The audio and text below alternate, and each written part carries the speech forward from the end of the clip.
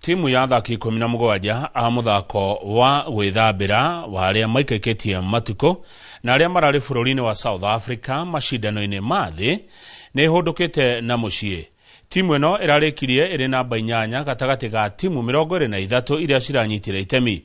Gũkũ muthaki Consolata Kirufe akimatha ngoga 5 hamwe nacio 2 cirĩ cia thahabu.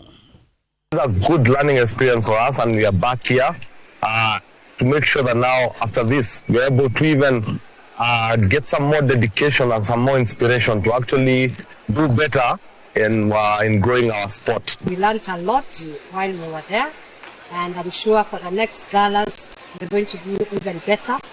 All those who got medals, we want to congratulate them and wish them all the best for the next galas. I want to thank Kenya Aquatic for giving us the platform to participate.